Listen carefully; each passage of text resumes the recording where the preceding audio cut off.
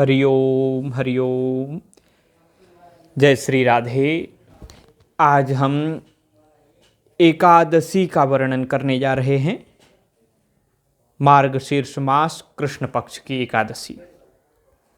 आप बड़े सावधान दत्तचित्त होकर के सुनेंगे, क्योंकि आज का विशेष वर्णन किया जा रहा है एकादशी के जया आदि भेद और नक्त व्रत का स्वरूप। उत्पन्ना एकादशी के प्रसंग में एकादशी की विधि और उत्पत्ति कथा और महिमा का वर्णन, ये सब कुछ किया जाएगा। नारद जी ने पूछा है कि महादेव, महाद्वादशी एकादशी का उत्तम व्रत कैसा होता है? सर्वेश्वर प्रभो, उसके व्रत से जो कुछ भी फल प्राप्त होता है उसे बताने की कृपा कीजिए। महादेव जी ने कहा, ब्रह्मन, यह एकादशी महान पुण्य फल को देने वाली है। श्रेष्ठ मुनियों को भी इसका अनुष्ठान करना चाहिए। विशेष विशेष नक्षत्रों का योग होने पर यह तिथि जया, विजया, जयंती तथा पापनाशिनी इन 4 नामों से विख्यात होती है। ये सभी पापों का नाश करने वाली हैं। इनका व्रत अवश्य करना चाहिए। जब शुक्ल पक्ष की एकादशी को पुनर्वसु नक्षत्र होता हो तो वह उत्तम तिथि जया कहलाती है। उसका व्रत करके मनुष्य निश्चय ही पाप से मुक्त हो जाता है। जब शुक्ल पक्ष की द्वादशी को श्रवण नक्षत्र हो तो वह उत्तम तिथि विजया के नाम से विख्यात होती है। इसमें किया हुआ दान और ब्राह्मण भोजन सहस्त्र गुना फल देने वाला है, तथा होम और उपवास तो सहस्त्र गुणे से भी अधिक फल देता है। जब शुक्ल पक्ष की द्वादशी को रोहिणी नक्षत्र हो तो वह तिथि जयंती कहलाती है। वह सब पापों को हरने वाली है। उस तिथि को पूजित होने पर भगवान गोविंद निश्चय ही मनुष्य के सब पापों को धो डालते हैं। जब कभी शुक्ल पक्ष की द्वादशी को पुष्य नक्षत्र हो तो वह महापुण्यमयी पापनाशिनी तिथि कहलाती है। जो 1 वर्ष तक प्रतिदिन 1 प्रस्थ तिल दान करता है तथा जो केवल पापनाशिनी एकादशी को उपवास करता है, उन दोनों का पुण्य समान होता है। उस तिथि को पूजित होने पर संसार के स्वामी सर्वेश्वर श्रीहरि संतुष्ट होते हैं तथा प्रत्यक्ष दर्शन भी देते हैं। उस दिन प्रत्येक पुण्य कर्म का अनंत फल माना गया है। सगरनंदन, ककुत्स, नहुस तथा राजा गाधी ने उस तिथि को भगवान की आराधना की थी, जिससे भगवान ने इस पृथ्वी पर उन्हें सब कुछ दिया था। इस तिथि के सेवन से मनुष्य 7 जन्मों के कायिक, वाचिक और मानसिक पाप से मुक्त हो जाता है। इसमें तनिक भी संदेह नहीं है। पुष्य नक्षत्र से युक्त एकमात्र पापनाशिनी एकादशी का व्रत करके मनुष्य 1000 एकादशियों के व्रत का फल प्राप्त कर लेता है। उस दिन स्नान, दान, जप, होम, स्वाध्याय और देव पूजा आदि जो कुछ भी किया जाता है उसका अक्षय फल माना गया है। इसलिए प्रयत्न पूर्वक इस व्रत का पालन करना चाहिए, इसका व्रत करना चाहिए। जिस समय धर्मात्मा राजा युधिष्ठिर 5म अश्वमेध यज्ञ का स्नान कर चुके, उस समय उन्होंने यदुवंशावतंस भगवान श्री कृष्ण से इस प्रकार प्रश्न किया। युधिष्ठिर बोले, प्रभो, नक्त व्रत तथा एकभुक्त व्रत का पुण्य एवं फल क्या है? जनार्दन, यह सब मुझे बताइए। श्री भगवान ने कहा, कुंती नंदन, हेमंत ऋतु में जब परम कल्याणमय मार्गशीर्ष मास आए, तब उसके कृष्ण पक्ष की द्वादशी तिथि को उपवास व्रत करना चाहिए। उसकी विधि इस प्रकार है। दृढ़तापूर्वक उत्तम व्रत का पालन करने वाला शुद्ध चित्त पुरुष दशमी को सदा एक भुक्त रहे, अर्थात शौच, संतोष आदि नियमों के पालन पूर्वक नक्त व्रत के स्वरूप को जानकर उसके अनुसार एक बार भोजन करे। दिन के 8वें भाग में जब सूर्य का तेज मंद पड़ जाता है उसे नक्त जानना चाहिए। रात को भोजन करना नक्त नहीं है। गृहस्थ के लिए तारों के दिखाई देने पर नक्त भोजन का विधान है और सन्यासी के लिए दिन के 8वें भाग में, क्योंकि उसके लिए रात में भोजन का निषेध है। कुंती नंदन, 10वीं की रात व्यतीत होने पर एकादशी को प्रातःकाल व्रत करने वाला पुरुष व्रत का नियम ग्रहण करे और सवेरे तथा मध्याह्न को पवित्रता के लिए स्नान करे। कुएं का स्नान निम्न श्रेणी का है, बावली में स्नान करना मध्यम, पोखरे में उत्तम तथा नदी में उससे भी उत्तम माना गया है। जहाँ जल में खड़ा होने पर जल जंतुओं को पीड़ा होती हो वहाँ स्नान करने पर पाप और पुण्य बराबर होता है। यदि जल को छान कर शुद्ध कर ले तो घर पर भी स्नान करना उत्तम माना गया है। इसलिए पांडव श्रेष्ठ घर पर उक्त विधि से स्नान करे। स्नान के पहले निम्नांकित मंत्र पढ़कर शरीर में मृत्तिका लगा ले। अश्वक्रांते रथक्रांते विष्णुक्रांते वसुंधरे मृत्तिके हर मे पापम यन्मया पूर्व संचितम। तो इस मंत्र का पहले पाठ कर ले। अश्वक्रांते रथक्रांते विष्णुक्रांते वसुंधरे मृत्तिके हर मे पापम यन्मया पूर्व संचितम। हे वसुंधरे, तुम्हारे ऊपर अश्व और रथ चला करते हैं। भगवान विष्णु ने भी वामन अवतार धारण कर तुम्हें अपने पैरों से नापा था। मृत्तिके, मैंने पूर्व काल में जो पाप संचित किया है उस मेरे पाप को हर लो। व्रती पुरुष को चाहिए कि वह एक चित्त और दृढ़ संकल्प होकर क्रोध तथा लोभ का परित्याग करे। अंत्यज, पाखंडी, मिथ्यावादी, ब्राह्मण निंदक, अगम्या स्त्री के साथ गमन करने वाले, अन्यान्य दुराचारी, परधनहारी तथा परस्त्रीगामी मनुष्यों से वार्तालाप न करे। भगवान केशव की पूजा करके उन्हें नैवेद्य भोग लगाए। घर में भक्ति युक्त मन से दीपक जलाकर रखे। पार्थ, उस दिन निद्रा और मैथुन का परित्याग करे। धर्मशास्त्र से मनोरंजन करते हुए संपूर्ण दिन व्यतीत करे। नृपश्रेष्ठ, भक्ति युक्त होकर रात्रि में जागरण करे, ब्राह्मणों को दक्षिणा दे और प्रणाम करके उनसे त्रुटियों के लिए क्षमा मांगे। जैसी कृष्ण पक्ष की एकादशी है वैसे ही शुक्ल पक्ष की भी है। इसी विधि से उसका भी व्रत करना चाहिए। पार्थ, द्विज को उचित है कि वह शुक्ल पक्ष और कृष्ण पक्ष की एकादशी के व्रती लोगों में भेद बुद्धि न उत्पन्न करे। शंखोद्धार तीर्थ में स्नान करके भगवान गदाधर का दर्शन करने से जो पुण्य होता है तथा संक्रांति के अवसर पर 4 लाख का दान देकर जो पुण्य प्राप्त किया जाता है वह सब एकादशी व्रत की 16वीं कला के बराबर नहीं है।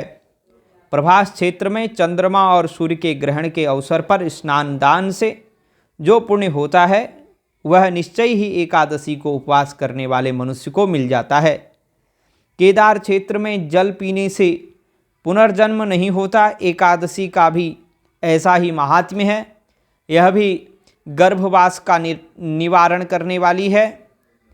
पृथ्वी पर अश्वमेध यज्ञ का जो फल होता है उससे 100 गुना अधिक फल एकादशी व्रत करने वाले को मिलता है। जिसके घर में तपस्वी एवं श्रेष्ठ ब्राह्मण भोजन करते हैं उसको जिस फल की प्राप्ति होती है वह एकादशी व्रत करने वाले को भी अवश्य मिलता है। वेदांगों के पारगामी विद्वान ब्राह्मण को सहस्त्र गोदान करने से जो पुण्य होता है उससे 100 गुना पुण्य एकादशी व्रत करने वाले को प्राप्त होता है। इस प्रकार व्रती को वह पुण्य प्राप्त होता है जो देवताओं के लिए भी दुर्लभ है। रात को भोजन कर लेने पर उससे आधा पुण्य होता है तथा दिन में एक बार भोजन करने से देहधारियों को नक्त भोजन का आधा फल मिलता है।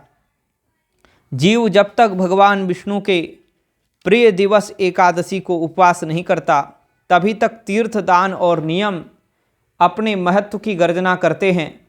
इसलिए पांडव श्रेष्ठ, तुम इस व्रत का अनुष्ठान करो। कुंती नंदन, यह गोपनीय एवं उत्तम व्रत है जिसका मैंने तुमसे वर्णन किया। हजारों यज्ञों का अनुष्ठान भी एकादशी व्रत की तुलना नहीं कर सकता। युधिष्ठिर ने पूछा, भगवान, पुण्यमयी एकादशी तिथि कैसे उत्पन्न हुई? इस संसार में क्यों पवित्र मानी गई तथा देवताओं को कैसे प्रिय हुई? श्री भगवान बोले, कुंती नंदन, प्राचीन समय की बात है। सतयुग में मुर नामक दानव रहता था। वह बड़ा ही अद्भुत, अत्यंत रौद्र तथा संपूर्ण देवताओं के लिए भयंकर था। उस काल रूपी दुरात्मा महासुर ने इंद्र को भी जीत लिया था। संपूर्ण देवता उससे परास्त होकर स्वर्ग से निकाले जा चुके थे और शंकित तथा भयभीत होकर पृथ्वी पर विचरा करते थे। एक दिन सब देवता महादेव जी के पास गए।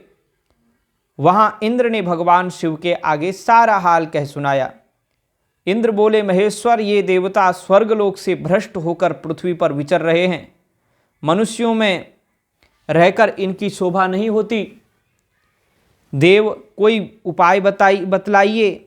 देवता किसका सहारा लें? महादेव जी ने कहा, देवराज, जहाँ सबको शरण देने वाले, सबकी रक्षा में तत्पर रहने वाले जगत के स्वामी भगवान गरुड़ध्वज विराजमान हैं, वहाँ जाओ, वे तुम लोगों की रक्षा करेंगे।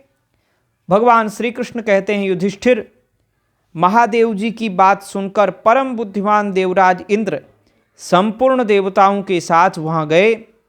भगवान गदाधर क्षीर सागर के जल में सो रहे थे। उनका दर्शन करके इंद्र ने हाथ जोड़कर स्तुति आरंभ की। इंद्र बोले, देव देवेश्वर, आपको नमस्कार है। देवता और दानव दोनों ही आपकी वंदना करते हैं। पुंडरीकाक्ष, आप दैत्यों के शत्रु हैं। मधुसूदन, हम लोगों की रक्षा कीजिए। जगन्नाथ, संपूर्ण देवता मुर नामक दानव से भयभीत होकर आपकी शरण में आए हैं। भक्त वत्सल, हमें बचाइए। देवदेवेश्वर, हमें बचाइए। जनार्दन, हमारी रक्षा कीजिए। दानवों का विनाश करने वाले कमल नयन, हमारी रक्षा कीजिए। प्रभु, हम सब लोग आपके समीप आए हैं, आपकी ही शरण में आ पड़े हैं। भगवान, शरण में आए हुए देवताओं की सहायता कीजिए। देव, आप ही पति, आप ही मति, आप ही कर्ता, आप ही कारण हैं। आप ही सब लोगों की माता और पिता ही इस जगत के पिता हैं। आप ही इस जगत के पिता हैं। भगवान देव देवेश्वर, हे शरणागत वत्सल, देवता भयभीत होकर आपकी शरण में आए हैं। प्रभु, अत्यंत उग्र स्वभाव वाले महाबली मुर नामक दैत्य ने संपूर्ण देवताओं को जीतकर इन्हें स्वर्ग से निकाल दिया है। ओम नमो देव देवेश देवदानववंदित दैत्यारे पुंडरीकाक्ष त्राहिनो मधुसूदन। सुरा सर्वे समायाता सभी भयभीताश्च दानवात् शरणं त्वां जगन्नाथ त्राहिनो भक्तवत्सल त्राहिनो देवदेवेश त्राहि जनार्दन त्राहि वै पुंडरीकाक्ष दानवानां विनाशक। त्वत्समीपं गता सर्वे त्वामेव शरणं प्रभो शरणागत देवानां साहाय्यं कुरु वै प्रभो। त्वं पतिस्त्वं मतिर्देव त्वं कर्ता त्वं च कारणं त्वं माता सर्वलोकानां त्वमेव जगतपिता। भगवन् देवदेवेश शरणागत वत्सल शरणं तव चायाता भयभीताश्च देवता। देवता निर्जिता सर्वाः स्वर्गभ्रष्टा कृता विभो। अत्युग्रेण हि दैत्येन मुरनामहोजसा। तो इंद्र की बात सुनकर भगवान विष्णु बोले, देवराज, वह दानव कैसा है? उसका रूप और बल कैसा है तथा उस दुष्ट के रहने का स्थान कहाँ है। तब इंद्र बोले कि हे देवेश्वर, पूर्व काल में ब्रह्मा जी के वंश में तालजंघ नामक एक महान असुर उत्पन्न हुआ था, जो अत्यंत भयंकर था। उसका पुत्र मुरदानव के नाम से विख्यात हुआ। वह भी अत्यंत उत्कट महापराक्रमी और देवताओं के लिए भयंकर है। चंद्रावती नाम से प्रसिद्ध एक नगरी है, उसी में स्थान बनाकर वह निवास करता है।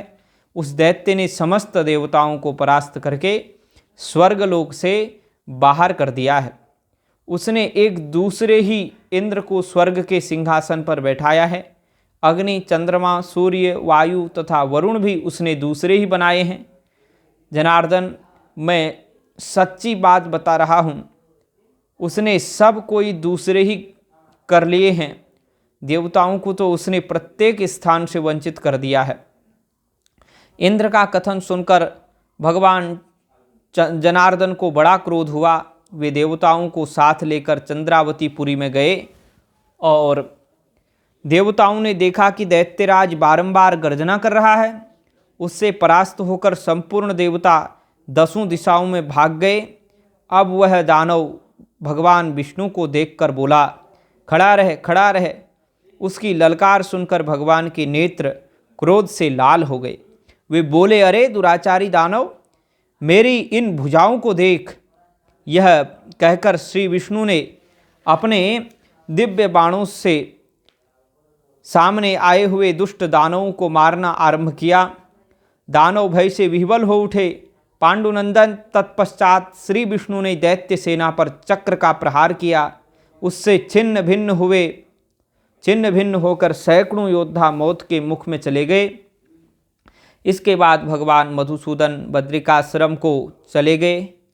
वहाँ सिंहावती नाम की गुफा थी जो 12 योजन लंबी थी।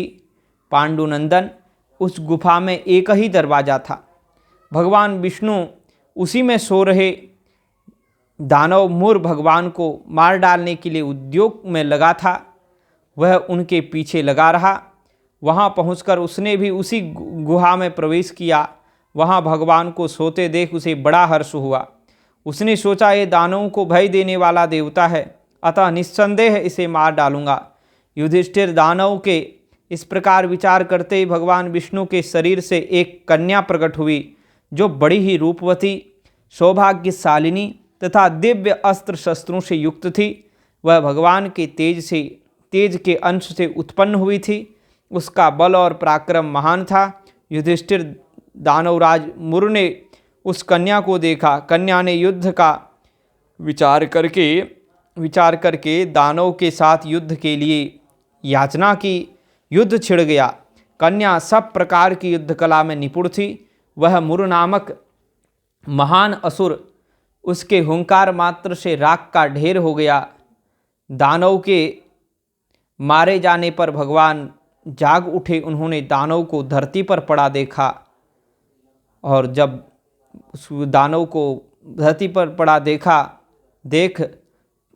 करके पूछा कि मेरा यह शत्रु अत्यंत उग्र और भयंकर था, किसने इसका वध किया? कन्या बोली, स्वामिन, आपके ही प्रसाद से मैंने इस महादैत्य का वध किया है। श्री भगवान बोले, कल्याणी, तुम्हारे इस कर्म से तीनों लोकों के मुनि और देवता आनंदित हुए हैं। अतः तुम्हारे मन में जैसी रुचि हो उसके अनुसार मुझसे कोई वर मांगो। देव दुर्लभ होने पर भी वह वर मैं तुम्हें दूंगा, इसमें तनिक भी संदेह नहीं है। वह कन्या साक्षात एकादशी ही थी। उसने कहा, प्रभो, यदि आप प्रसन्न हैं तो मैं आपकी कृपा से सब तीर्थों में प्रधान, समस्त विघ्नों का नाश करने वाली तथा समस्त प्रकार की सिद्धि देने वाली देवी होऊं। जनार्दन, जो लोग आप में भक्ति रखते हुए मेरे दिन को उपवास करेंगे, उन्हें सब प्रकार की सिद्धि प्राप्त हो। माधव, जो लोग उपवास, नक्त अथवा एकभुक्त करके मेरे व्रत का पालन करें, उन्हें आप धन, धर्म और मोक्ष प्रदान कीजिए। श्री विष्णु बोले, कल्याणी तुम जो कुछ कहती हो वह सब पूर्ण होगा। भगवान श्री कृष्ण कहते हैं, युधिष्ठिर, ऐसा वर पाकर महाव्रता एकादशी बहुत प्रसन्न हुई। दोनों पक्षों की एकादशी समान रूप से कल्याण करने वाली है। इसमें शुक्ल और कृष्ण का भेद नहीं करना चाहिए। यदि उदय काल में थोड़ी सी एकादशी, मध्य में पूरी द्वादशी और अंत में किंचित त्रयोदशी हो तो वह त्रिस्पृशा एकादशी कहलाती है। वह भगवान को बहुत ही प्रिय है। और यदि वह त्रिस्पृशा एकादशी को उपवास कर लिया जाए तो 1,000 एकादशी व्रतों का फल प्राप्त होता है। तथा इसी प्रकार द्वादशी में पारण करने पर 1,000 गुना फल माना गया है। अष्टमी, एकादशी, षष्ठी, तृतीया और चतुर्थी ये यदि पूर्व तिथि से विद्ध हों तो उनमें व्रत नहीं करना चाहिए। परिवर्तनी तिथि से युक्त होने पर ही इनमें उपवास का विधान है। पहले दिन में और रात में भी एकादशी हो तथा दूसरे दिन केवल प्रातःकाल एक दंड एकादशी रहे तो पहली तिथि का परित्याग करके दूसरे दिन की द्वादशी युक्त एकादशी को ही उपवास करना चाहिए। यह विधि मैंने दोनों पक्षों की एकादशी के लिए बताई है। जो मनुष्य एकादशी को उपवास करता है वह वैकुंठ धाम में, जहाँ साक्षात भगवान गरुड़ध्वज विराजमान है, जाता है। जो मानव हर समय एकादशी के महात्म्य का पाठ करता है उसे 1,000 गोदानों के पुण्य का फल प्राप्त होता है। जो दिन या रात में भक्ति पूर्वक इस महात्म्य का श्रवण करते हैं वे निस्संदेह ब्रह्म हत्या आदि पापों से मुक्त हो जाते हैं। एकादशी के समान पापनाशक व्रत का दूसरा कोई व्रत नहीं है। तो एकादशी के उत्पत्ति का विधान और उसकी भी जो विधि है, आज अनेक बातें हमको सुनने को मिली। तो इसी के साथ में आपसे विदाई लेते हैं। जय सिया राम। आप सभी भक्तों पर माँ गंगा और माँ एकादशी भगवान श्री कृष्ण की कृपा बनी रहे। जय जय श्री राधे।